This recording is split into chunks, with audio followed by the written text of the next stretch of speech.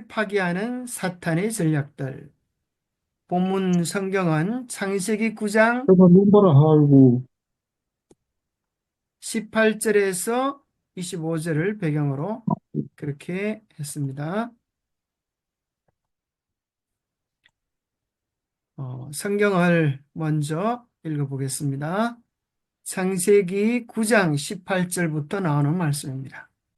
방주에서 나온 노아의 아들들은 셈과 함과 야벳이며 함은 가나안의 아버지라. 노아의 이 세 아들들로부터 사람들이 온 땅에 퍼지니라.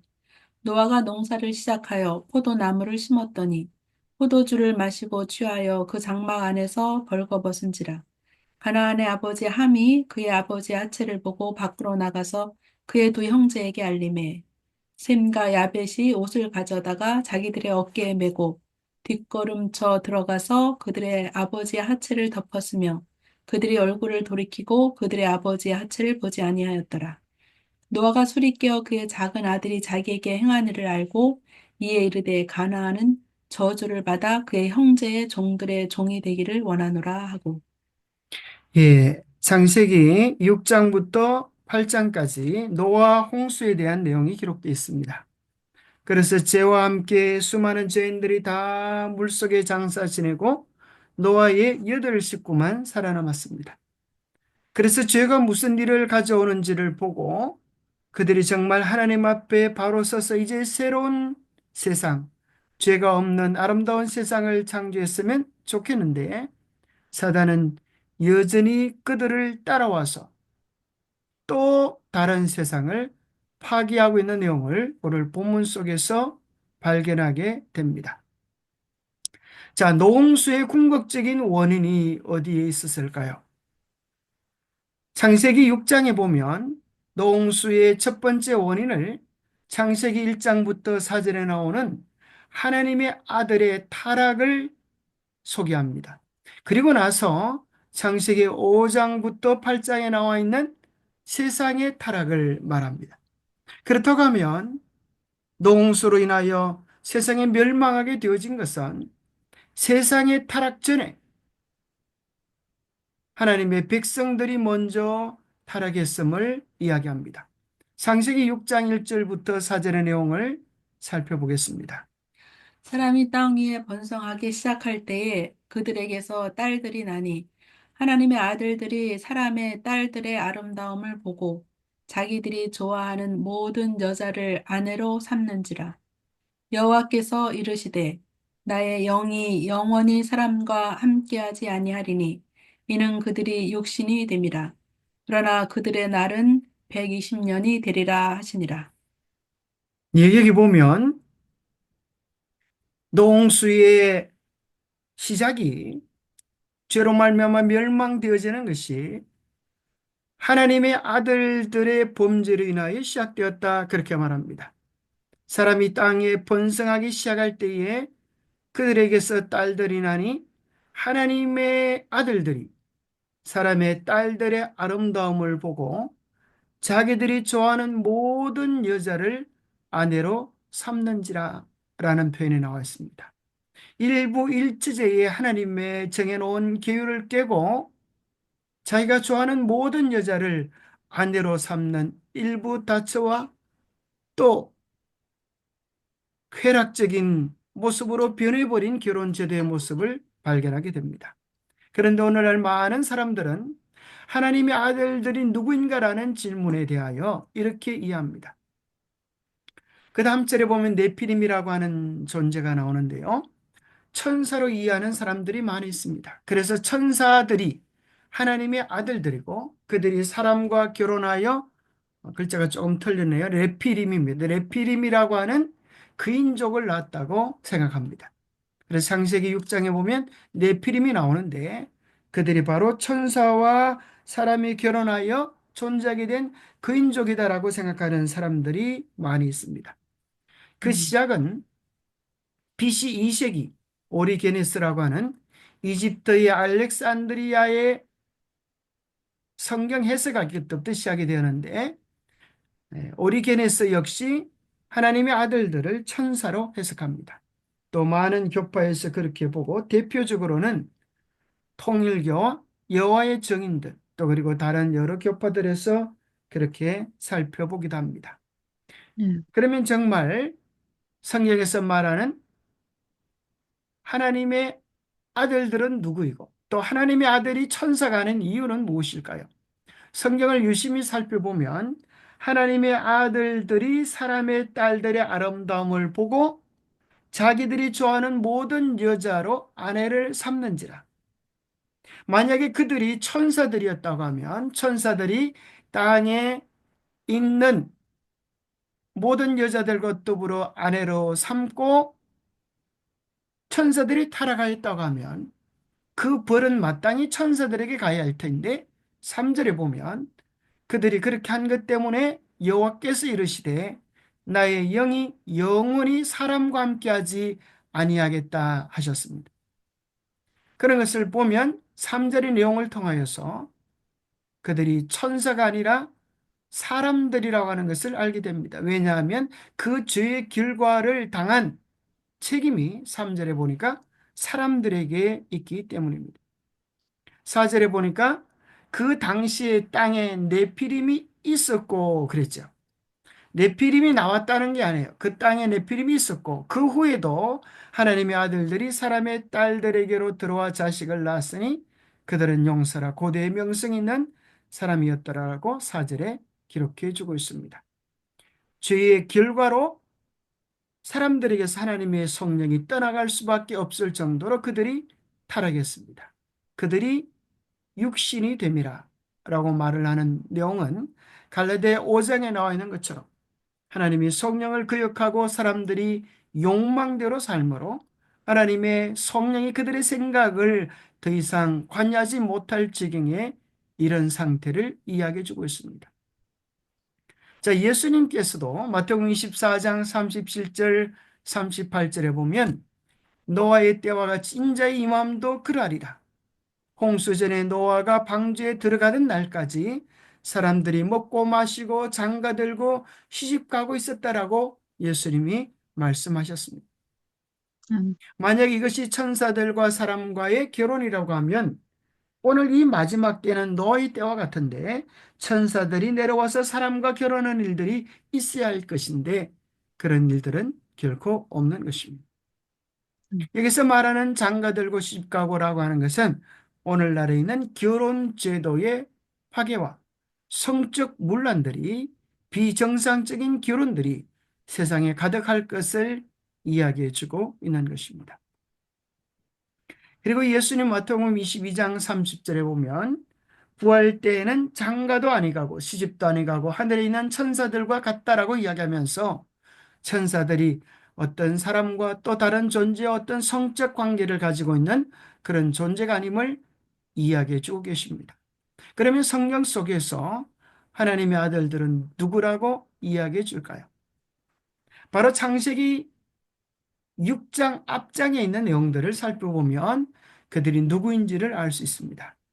창세기 4장 16절에서 24절은 가인의 족보가 나오고 창세기 5장에서는 하나님께서 선택한 진리를 개성해 나가는 진리의 백성의 계보가 나옵니다. 그들은 아담, 셋으로 연결되어지는 하나님의 백성들의 족보입니다. 그래서 성경은 하나님의 아들들을 사실은 누구라고 이야기하는가 하면 하나님이 선택하신 백성들, 신실한 하나님의 백성들입니다. 우리는 누가복음 3장에서 인류의 족보를 발견하게 되어지는데요. 우리가 가진 개정 개혁 성경에는 게난의 위는 에노스요 이렇게 위라고 표현됐던 것, 아래 혹은 위라고 표현됐던 것들을 킹 험정역에 보면은 게난은 에노스의 아들이요 이렇게 설명합니다. 에노스는 셋의 아들이요, 셋은 아담의 아들이요, 아담은 하나님의 아들이었느니라. 곧 하나님께서 당신의 아들이라고 말하는 것은 하나님을 신실히 믿는 당신의 백성들을 이야기하는 내용임을 성경 속에서 확인하게 됩니다. 그리고 출애굽기 4장 22절에 보면 하나님께서 이스라엘 백성들을 향하여 내 아들 내 장자라 하나님을 향하여 신실한 믿음을 가진 당신의 백성들을 아들이라고 말씀하신 것을 발견하게 됩니다. 뿐만 아니라 우리도 믿음을 통하여 하나님의 아들이라고 인정받게 됩니다. 요한일서 3장 1절을 한글 킹 제임스에게 보면 보라 아버지께서 어떠한 사랑을 주사 우리에게 어떠한 사랑을 우리에게 주셔서 우리로 하나님의 아들들이라 불리게 하셨는가. 개정기에게는 우리로 하나님의 자녀들이라 불리게 하셨는가 하는 내용을 하나님의 아들들이라고 번역해 줍니다. 갈라디아 3장 26절에도 너희가 다 믿음으로 말미암아 그리스도 예수 안에서 하나님의 아들이 되었다라고 말씀하고 있고 히브리서 1장 5절에 보면 하나님께서 어느 때에 천사 중 누구에게 너는 내 아들이라 오늘 내가 너를 낳았다 하셨으며 또 다시 나는 그에게 아버지가 되고 그는 내게 아들이 되리라 하셨느냐라는 말은 그렇게 하신 적이 없다는 말입니다. 그것을 쉬운 성경에 보면 그렇게 하지 않으셨다 이렇게 쉽게 번역해 주고 있습니다. 성경은 천사 중 누구에게 너는 내 아들이라 하셨느냐 물으신 것입니다. 한 번도 그런 적이 없다라고 하는 것을 통하여 결코 하나님의 아들들이 천사가 아니라 바로 하나님의 아들, 신실한 하나님의 백성들이 세상의 자녀들, 바로 가인의 후손들과 더불어서 성적인 향락을 즐긴 것을 이야기해 주고 있습니다.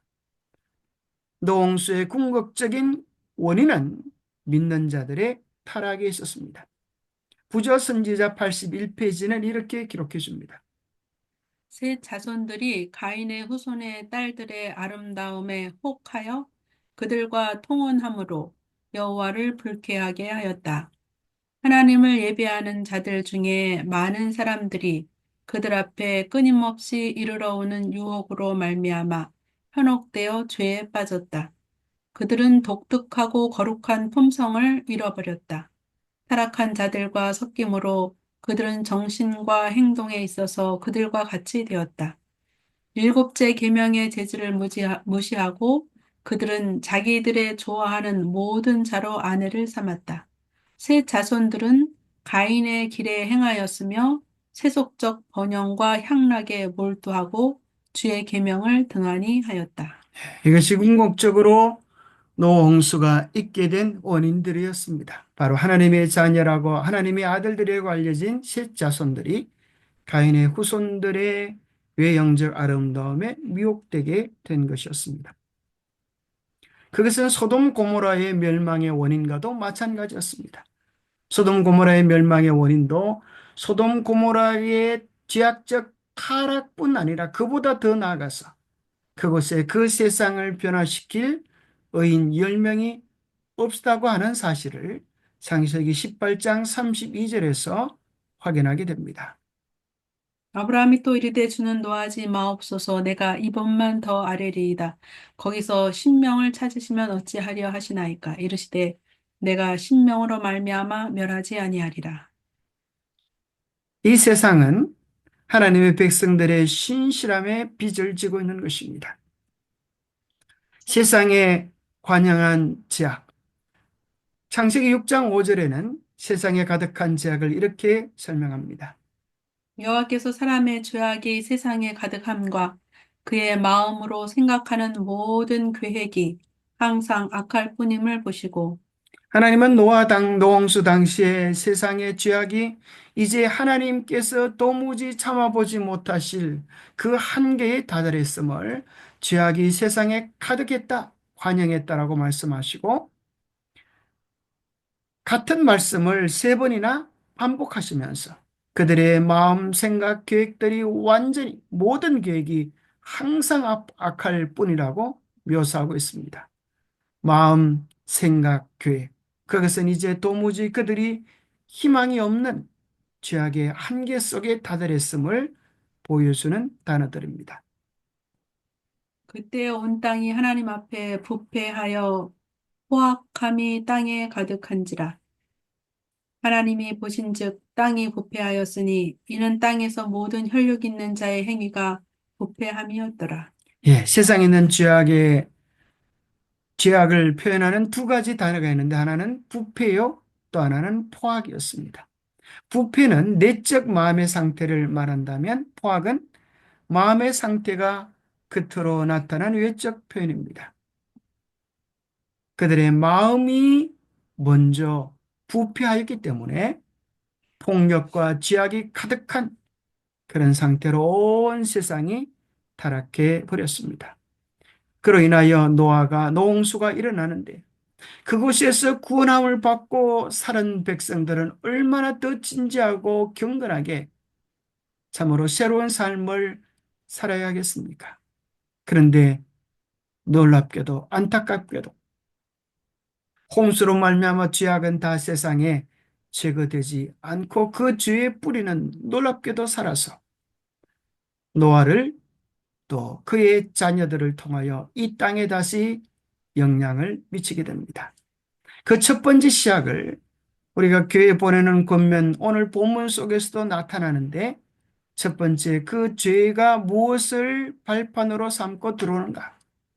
21절에 보니까 노아가 포도주를 마시고 취하여서 그 장막 안에서 벌거벗게 된 일로 말미암아 그 죄악이 다시 발붙일 틈을 얻고 이 세상을 장악하게 되어집니다. 성경 속에서 포도주와 포도즙은 같은 단어로 사용되어 있습니다. 그래서 그것이 포도주인지 포도즙인지는 문맥을 통하여 이해하게 됩니다. 그런데 오늘 본문 속에서는 노아가 마시고 취한 것을 보니까 포도주인 것이 분명하게 됩니다. 그리고 문제는 두 번째 심각한 문제는 가나안의 아버지 함이 그의 아버지의 하체를 보고 지은 죄 때문이었습니다. 아버지의 하체를 보고 지은 죄에 대하여 흔히 학문적으로 이러한 다양한 설명들이 존재합니다.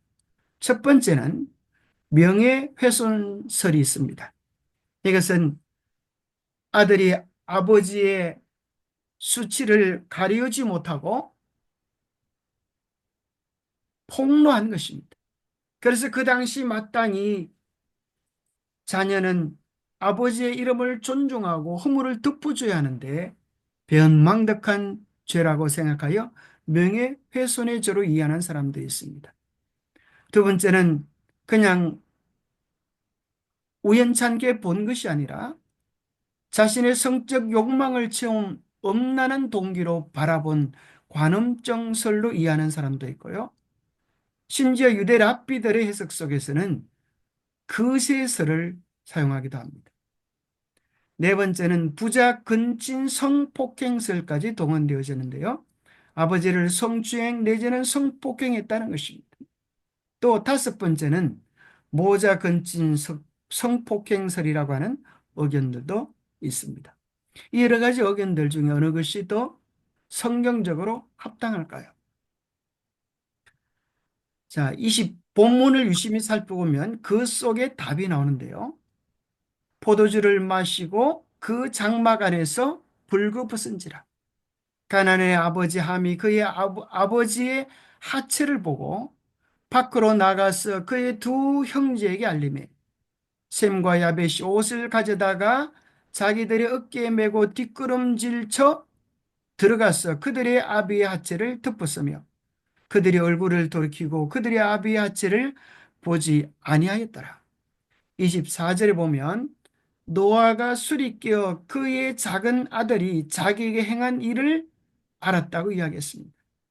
만약 이것이 마음으로 생각한 관음증이 지나지 않았다고 하면 작은 아들이 함이 자기에게 했던 일들에 대하여 그가 알 수 없을 것입니다.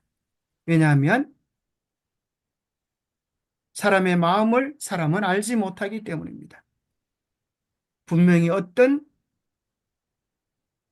불합리한 행위가 있었음을 본문 속에서 발견하게 되었습니다. 자기 아들에게 행한 일을 스스로 깨달았다라고 하는 것을 발견하게 됩니다. 레위기 10장 17절에는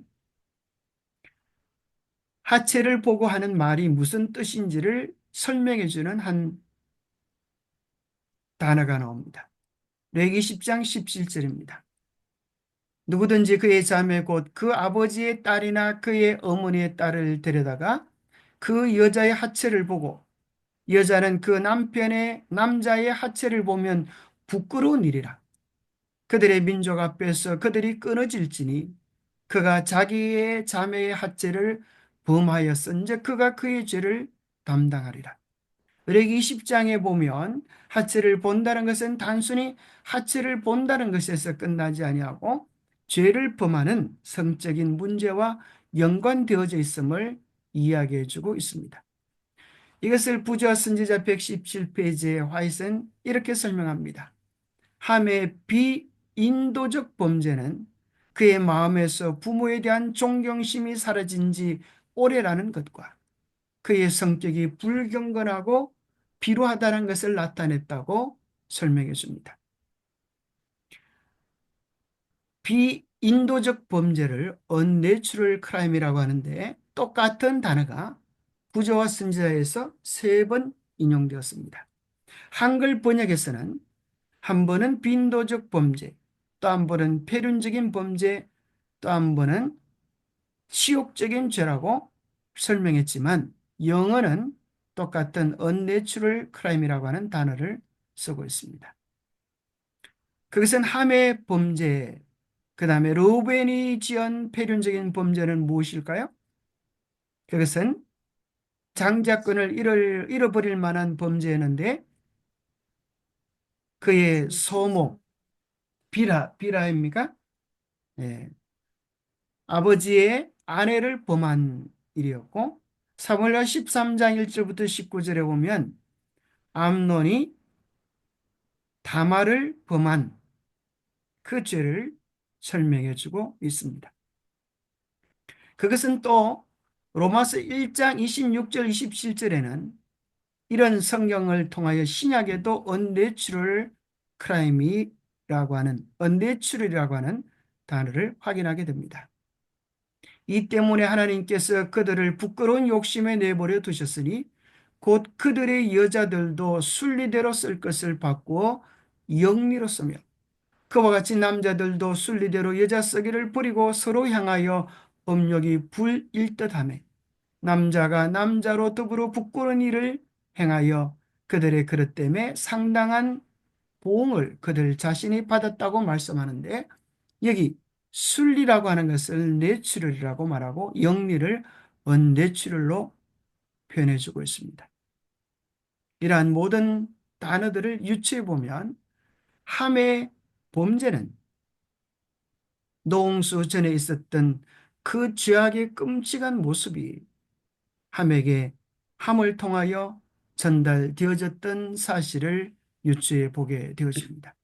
죄는 노홍수로 끝나버리지 아니하고 그 타락한 죄는 함에게 영향을 미쳤습니다. 창세기 9장 25절에는 노아는 함의 아들 가나안을 저주합니다. 그 내용이 부조와 선지자 118페이지에는 가나안을 향한 예언적 저주라고 설명해 주고 있습니다. 가나안의 후손들은 가장 타락한 이교의 형식에까지 전락되었다. 예언적 저주를 통하여 그들은 노예가 될 운명에 처하였었으나 수세기 동안 그 운명은 보류되었다. 하나님께서 그들이 당신의 오래 참으심의 한계를 넘을 때까지 그들의 불경건한 부패를 참으셨다. 그렇게 되자 그들은 재산을 빼앗기고 셈과 야벳 자손들의 노예가 되었다. 노아의 예언은 독단적인 진노의 선고도 아니요 총회의 엄명도 아니었다. 그것은 그의 아들들의 품성과 운명을 고정시키지도 않았다. 그러나 그것은 그들이 각자 선택한 생활과 그들의 개발시킨 품성의 결과가 어떻게 되리라는 것을 보여주었다. 함에게 있던 죄악적 습관과 관념들은 그의 후손들에게 전달되어지고 우리가 아는 것처럼 가나안 족속을 정복하고 진멸하라고 할 정도로 나중에는 정말 상상할 수 없는 끔찍한 도덕적 타락이 그들의 종교 속에, 그들의 삶 속에 있었던 사실을 발견하게 됩니다. 죄는 참으로 끔찍하게 꼬리를 물고 노홍수 후에도 여전히 존재하면서 수많은 사람들을 멸망으로 이끈 무서운 사단의 전략이라고 하는 사실을 보게 됩니다. 우리는 이러한 본문들을 배경으로 우리의 영혼을 파괴시키는 사단의 전략들이 무엇인지를 정리해 볼 수 있습니다. 첫 번째, 사단의 전략은 여호와께서 사람의 죄악이 세상의 관연함과 그의 마음으로 생각하는 모든 계획이 항상 악할 뿐임을 보시고 물어 지킬 만한 것 중에 더욱 내 마음을 지키라 생명의 근원이 이에서 남이니라. 우리의 마음을 누가 독차지하는가?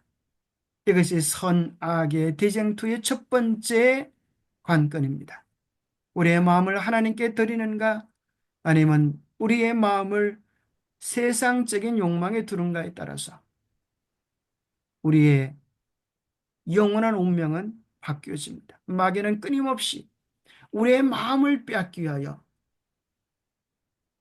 끊임없는 방법들을 구사하는데, 자, 사단이 무엇을 통해 우리의 마음을 빼앗아갈 수 있을까요?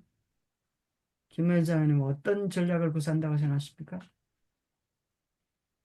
보이는 것들. 네, 그걸 우리 흔히 오감이라 그러죠. 오감은 영혼의 통로다 그랬습니다. 그 가운데 가장 영향을 많이 미치는 것은 우리가 눈으로 보는 시각이고 그 다음에는 귀로 듣는 청각입니다. 사탄은 인류가 고통과 불행 속으로 점점 더 깊이 빠져 들어가는 것을 보고 기뻐 날뛴다.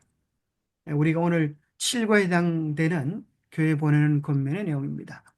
나쁜 습관과 불건강한 신체를 가진 사람들은 건전한 사람처럼 열심히 꾸준히 그리고 순결하게 하나님을 섬길 수 없다는 사실을 알고 있다. 병든 몸은 두뇌에 영향을 끼친다.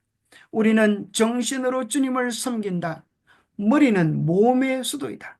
사탄은 인류로 하여금 자신을 멸망시키며 또한 서로 상대방을 멸망시키는 습관에 방종하도록 유도함으로 멸망시키는 사업에 성공하고 있다. 이러한 방법으로 하나님께 마땅히 드려야 할 봉사를 약탈하고 있다. 머리는 몸의 수도입니다. 우리의 생각, 우리의 정신을 사단은 정복함으로 우리의 행동을 바꾸고 우리의 습관을 바꾸고 우리의 운명을 바꾸기 위하여 그는 오늘도 끊임없이 활동하고 있는 것입니다. 여기 좀비 개미라고 하는 것이 있습니다. 참 무섭고 끔찍한 것인데요. 이 개미의 몸에 벼룩파리가 알을 낳으면 그 애벌레가 개미를 조종하면서 마음껏 활용하다가 나중에는 사진에 보이는 것처럼 개미의 목을 뚝 잘라내고 다 큰 애벌레가 거기서 이제 성충이 되어 나오게 됩니다. 이것이 영상으로 있지만 이제 유튜브 금지되기 이런 걸 금지되기 때문에 유튜브에서 막기 때문에 저작권 때문에 보여드리지는 못하는데 정말 이것은 뭘 얘기하는가 하면 우리의 마음이 우리의 생각들이 죄악에 지배당할 때 어떤 결말을 보여주는가 하는 것을 예측하는 그런 하나의 경본이 됩니다. 죄란 도대체 무엇입니까? 로마서 7장 24절에 보면 사도 바울은 이렇게 말합니다. 오라 나는 곤고한 사람이로다. 이 사망의 몸에서 누가 나를 건져내랴. 탄수적인 죄, 이것이 자기를 지배하고 있는데 이 죄는 죄의 세력이고 사단의 힘이고 본질적인 죄를 의미합니다. 사탄이 우리 마음을 주관하고 우리의 생각을 다스릴 때 우리는 복수적인 죄들, 다양한 죄된 행위를 나타내게 됩니다. 궁극적으로 죄는 우리의 마음에 예수님을 몰아내고 내 생각, 내 고집, 내 뜻대로 살아가는 것에서부터 모든 죄가 시작이 됩니다. 두 번째 사단의 전략은 노아를 타락시킨 술이었습니다. 여기 교회 보내는 것면 101페이지에 이렇게 이야기합니다. 사탄은 인류가 가장 범하기 쉬운 악행을 만출해내기 위하여 타락한 천사들을 소집했다. 여러 가지 방안들이 하나하나 제안된 후에 마침내 사탄 자신이 한 계획을 고안했다. 그것은 포도, 밀, 그 밖에 하나님께서 식물로 주신 것들을 취하여 독성으로 변화시켜 그것으로 사람의 육체와 정신과 도덕적인 능력을 파괴시키고 분별력을 정복함으로써 사탄이 완전히 지배하고자 하는 것이다. 술의 영향을 받아서 사람은 온갖 종류의 범죄를 저지르게 된다. 타락한 식욕을 통하여 온 세계가 부패된다. 여기 보면 사탄이 악한 천사들을 모아서 어떻게 하면 인류를 멸망시킬까에 대한 회의를 했었는데 그 가운데 사단이 직접 제안했던 내용이 뭔가 하면 술을 만들어서 사람의 육체와 정신과 도덕적인 능력, 가정들을 파괴하는 것이었습니다. 뿐만 아니라 교회 보내는 건면에 보면 다양한 기호품들도 무서운 영향을 끼친다고 이야기해 줍니다. 사단은 술과 담배와 차와 커피의 사용을 통하여 세상을 사로잡고 있다. 깨끗하게 보존되어야 할 하나님께서 주신 정신이 마취제의 사용으로 말미암아 악용되고 있다. 두뇌는 이미 정당한 분별을 할 수 없게 되었다. 원수가 지배하고 있다. 사람은 자기를 미치게 하는 것의 대가로 자기의 이성을 팔아버렸다. 그럼 무엇이 옳은 것인지 의식하지 않는다. 예, 우리가 기억해야 될 것은 이러한 기호품들을 우리가 끊고 하나님이 주신 천년의 음식으로 돌아가는 것이 얼마나 중요한가 하는 것들을 발견하게 됩니다. 사람이 만든 다양한 기호품들, 의약품들에 의존하기보다 하나님이 주신 천년의 제품들로 우리의 몸과 마음과 영혼을 지켜야 할 때임을 발견하게 됩니다. 술에 대하여 잠언 20장 1절은 이렇게 말합니다. 포도주는 거만하게 하는 것이요 독주는 떠들게 하는 것이라. 이에 미혹되는 자마다 지혜가 없느니라. 재앙이 누게 있느뇨 근심이 누게 있느뇨 분쟁이 누게 있느뇨 원망이 누게 있느뇨 까닭 없는 상처가 누게 있느뇨 붉은 눈이 누게 있느뇨 술에 잠긴 자에게 있고 혼합한 술을 구하러 다니는 자에게 있느니라. 포도주는 붉고 잔에서 번쩍이며 순하게 내려가나니 너는 그것을 보지도 말지어다. 그것이 마침내 뱀같이 물 것이요 독사같이 쏠 것이며. 예, 어떤 사람은 술이 취하지 않으면 되지, 한두 잔 먹는 것은 몸에 좋기 때문에 괜찮다, 그렇게 하는 사람들이 있지만 그것은 술주정꾼을 만드는 학교에 입학하는 것입니다. 여기 본문은 이야기하기를 보지도 그것을 말지어다. 보지도 말라, 그렇게 권면해 주고 있는 것입니다. 신약 성경 가운데도 갈라디아 5장에 보면 육체일과 성령의 일에 대하여 소개하면서 육체일 가운데 술 취함이 있고 이 같은 자들은 하나님의 나라를 유업으로 받지 못할 것을 말씀해 주고 있습니다. 혹시 이런 일들이 우리에게 없지만 이런 일들이 혹시 있다고 하면 단호하게 끊어야 할 것입니다. 세 번째는 가난의 범죄에 대한 문제입니다. 자, 여기 그 전에 이런 말이 있습니다. 노아는 깊은 홍수의 물에서는 살아났지만 얕은 포도주에 빠져서 영적 순결을 잃었다. 이런 말이 있습니다. 이 세상의 작은 기호품들에 우리의 영혼을 잃지 않게 되기를 바랍니다.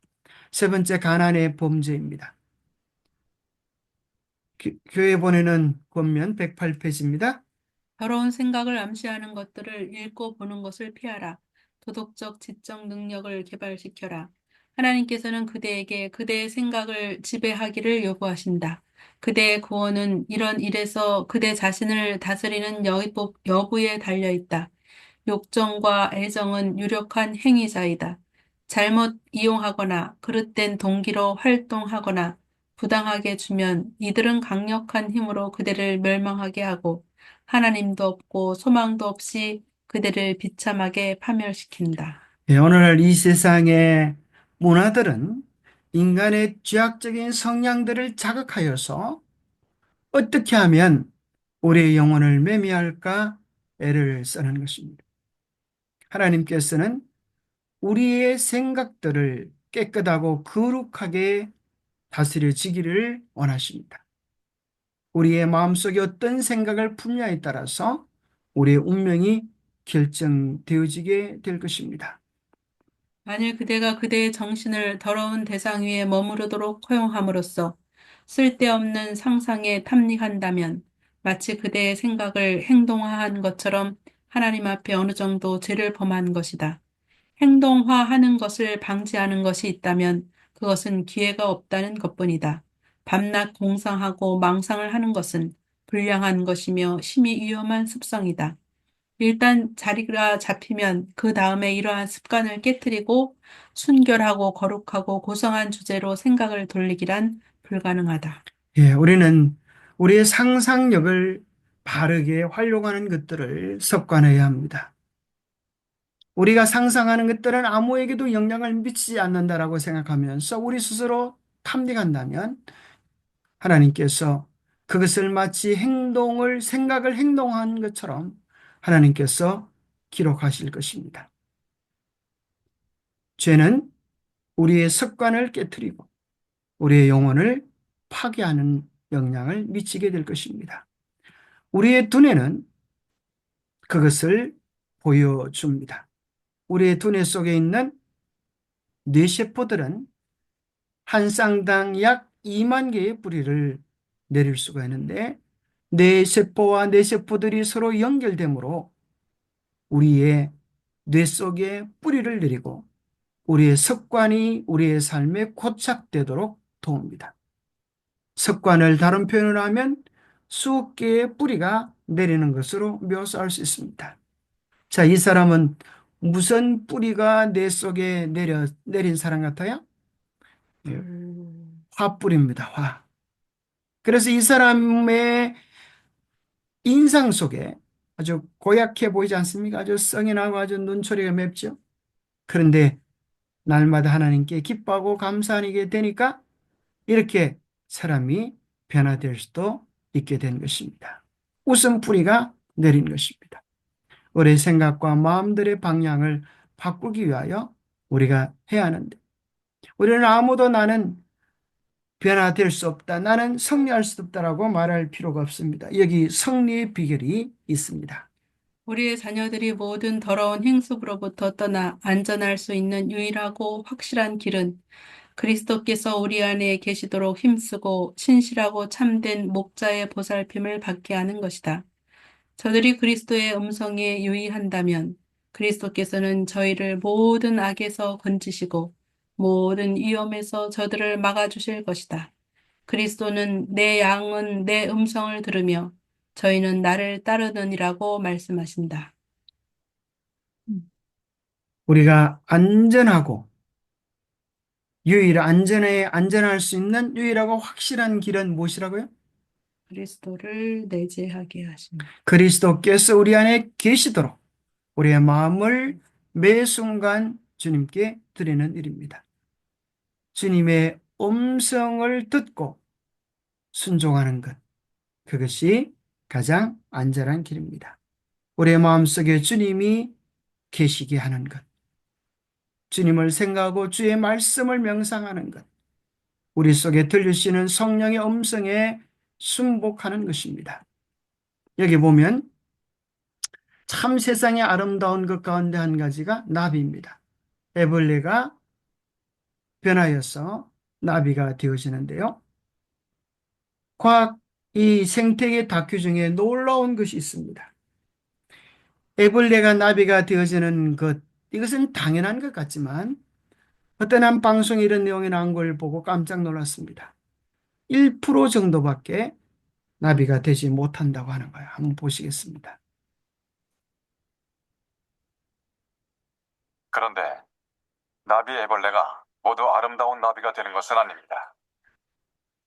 이 EBS에 나온 교육방송인데요. 애벌레가 살아남아 나비가 될 확률은 1%도 되지 않습니다. 왜 1%밖에 되지 천국의 눈을 않을까요? 피하기 쉽지 않기 때문입니다. 바로 천적들, 이러한 것들이 이제 곧 아름다운 나비로 거듭날 번데기, 이 번데기 속에 기생충들이, 기생벌들이 알을 낳는 기생물이 것입니다. 산란한 그 번데기에서 지어미를 쏙 빼닮은 기생벌들이 나오기 시작했습니다. 그러면 나비가 나오는 것이 아니라 기생벌들이 이렇게 그것도 나오는 것을 보게 수십 됩니다. 마리가 한꺼번에 쏟아집니다. 얼마나 끔찍하고 두려운 나비의 최후입니까? 애벌레의 최후입니까? 그것은 우리에게 뭘 얘기해 주는가 하면 오늘 이 마지막 시대에 우리의 생각과 마음과 습관들을 하나님의 말씀으로 성령으로 지키는 것이 얼마나 중요한가 하는 것을 보여준다고 생각합니다. 자, 퀴즈 문제, 이 내용들을 잠깐 요약해 주는 퀴즈 문제들을 잠깐 풀어보겠습니다. 자, 사탄은 인류가 고통과 불행 속으로 점점 더 깊이 빠져들어가는 것을 보고 기뻐 날뛴다. 나쁜 습관과 불건강한 신체를 가진 사람들은 건전한 사람처럼 열심히 꾸준히 그리고 순결하게 하나님을 섬길 수 없다는 사실을 알고 있다. 사단은 우리의 마음을 점령하기 위하여 오늘도 끊임없이 노력하고 있는 것입니다. 사단에게서도 배울 게 한 가지가 있다고 하면 그것은 끊임없이 노력하는 것입니다. 자, 2번 문제입니다. 우리 창조주께서는 사람에게 너그러운 손으로 당신의 풍성하심을 주셨다. 하나님께서 주신 이런 모든 선물들이 현명하고도 절도 있게 사용되었다면 가난과 질병과 고통은 지상에서 거의 자취를 감추었을 것이다. 하나님의 뜻 안에 있을 때 우리의 삶은 더욱 풍성해지고 행복해질 수 있습니다. 3번입니다. 가나의 혼인잔치에서 그리스도께서 물로 만드신 포도주는 순수한 포도즙이었다. 이에 대해서 성경이 이르기를 포도송이에는 즙이 있으므로 그것을 상하지 말라. 거기 복이 있느니라고 되어 있다. 하나님께서 주시는 것은 언제나 좋은 것입니다. 우리의 가정의 행복, 우리의 건강, 우리 모두의 장래에 소망을 주시려 하시는 것입니다. 술을 마시는 사람은 스스로 사단의 노예가 되게 한다. 사단은 철도회사나 기선 등에서 책임 있는 지위를 차지하고 있는 자들 또한 무상화된 오락을 위하여 모여드는 사람들을 실은 배나 차를 관리하는 자들을 왜곡된 식욕에 빠지도록 유혹함으로써 하나님과 그 율법을 잊어버리게 한다. 술과 담배, 잘못된 식욕들은 사단이 우리를 지배하는 방법들입니다. 소년들과 청소년들 사이에 담배를 사용하는 일은 말할 수 없는 해독을 가져오는 일이다. 아이들은 매우 어렸을 때부터 담배를 피우기 시작한다. 심신이 특별히 담배 해독을 받기 쉬운 때에 이러한 습관에 젖으면 체력을 손상하고 발육을 위축시키고 정신을 흐리게 하고 도덕심을 감퇴시킨다. 6번입니다. 폐장과 피부의 기공에서 배출되는 유독한 담배의 악취를 들여 마심으로써 유아의 신체 조직은 독소로 충만하여진다. 이것이 만성적인 독소로서 어떤 유아들에게 작용하여 두뇌와 심장과 간장과 폐장에 영향을 끼친다. 담배가 얼마나 어린 아이들에게 강력한 영향을 미치는지를 설명해 줍니다. 우리는 양심을 부디게 하고 유혹을 조장할 어떤 습관도 끊어야 한다. 우리는 하나님의 형상대로 창조받은 한 사람의 마음에 접근할 수 있게 해주는 문을 결코 열어서는 안 된다. 우리의 마음을 지키는 것, 이것이 우리가 할 수 있는 가장 좋은 일 중에 한 가지입니다. 하나님께서는 그대에게 한 장막을 주셔서 이를 돌보게 하고 당신의 사업과 영광을 위하여 최선의 상태로 보존되도록 하셨다. 우리의 마음을 잘 지켜서 하나님이 그하기 기뻐하시는 성전이 되도록 해야겠습니다. 야비한 욕정의 방종은 매우 많은 사람들의 눈을 빛에 대하여 감아버리도록 인도할 것이니 이는 저희가 버리기를 기뻐하지 아니하는 죄를 볼까 두려워하기 때문이다. 마지막 10번입니다. 우리의 자녀들이 모든 더러운 행습으로부터 떠나 안전할 수 있는 유일하고 확실한 길은 그리스도께서 우리 안에 계시도록 힘쓰고 신실하고 참된 목자의 보살핌을 받게 하는 것이다. 아멘. 감사합니다. 잠깐 기도하겠습니다. 하나님 참으로 감사합니다. 우리에게 하나님의 자녀로서의 놀라운 특권을 주시고 바라볼 꿈을 주시고 우리 안에 하나님의 형상을 회복시키셔서 다시는 아픔과 고통과 눈물이 없는 그 새 소망의 나라에서 영원한 하나님의 자녀됨의 축복을 누리게 하실 것을 인하여 감사합니다. 우리의 마음을 지키게 하시고 가장 안전한 예수 그리스도를 우리의 마음의 주인으로 모셔서 주님과 교제하며 주님의 품성을 닮아가고 주님께서 창조 때부터 예비하신 그 아름다운 축복을 우리가 다 누릴 수 있도록 하여 주시옵소서. 하나님의 특별한 은혜 안에 머물기 기뻐하고 주님을 닮아가기 소원하는 우리 모두가 되도록 도와주셔서 우리 주님 영광 중에 오시는 그날 우리가 다 기쁨의 잔치에 참여할 수 있도록 축복하여 주시옵기를 우리 주 예수 그리스도 이름 머지하여 간절히 간구하옵나이다. 아멘. 아멘.